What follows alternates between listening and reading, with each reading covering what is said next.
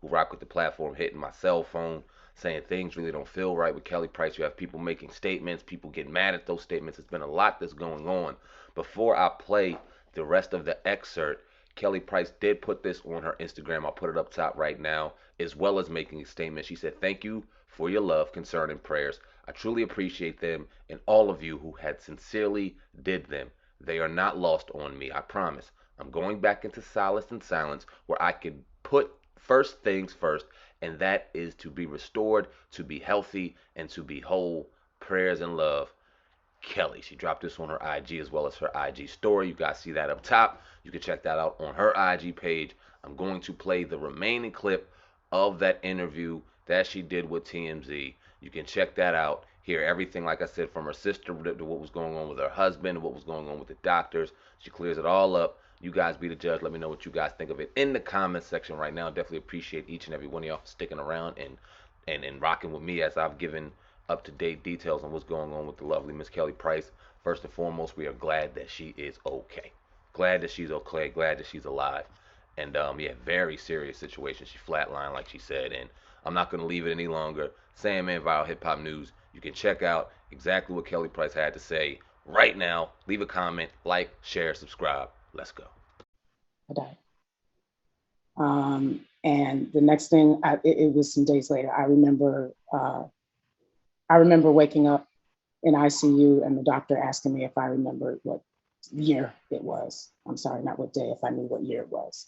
Going into the hospital, I'd actually had COVID for over a week, but my conditions were progressing in the wrong direction from home. And we're jumping all the way in. So I had it. My husband did not have it. He was taking care of me at home, speaking with my primary care physician, giving me breathing treatments, giving me my medicine every 4 hours. He was in constant communication with her. And eventually he ended up testing positive within a week after I got it and just prior to me going into the hospital. She could see, she was seeing me every day on FaceTime and walking him through administering meds. And when it got to a point, my temperature had raised right to about 103 and my breathing was extremely shallow. And so he called the ambulance. And so I had to go to the hospital. Well, I was discharged. The hospital needed beds. I was able to go home and go home with oxygen, excuse me, and go home with oxygen and have home health aides come check on me throughout the week, which is what happened for a period of 4 weeks after being released from the hospital. So people were definitely seeing me. The people that could actually say something are not allowed to because of HIPAA law. But I was being seen several times a week by home health aides after being released um, on oxygen. And I actually just got my first clean COVID test probably exactly a week ago. So I have what is called long COVID. And I am facing a very uphill battle right now. So I'm gonna cry. I have a lot of rehabbing to do. Um, I suffered a lot of internal damage. And so I have a lot of rehabbing to do before I am able to be what I like to call concert ready again. And following the year I've had losing so many people, I had just lost my grandmother before I was diagnosed. And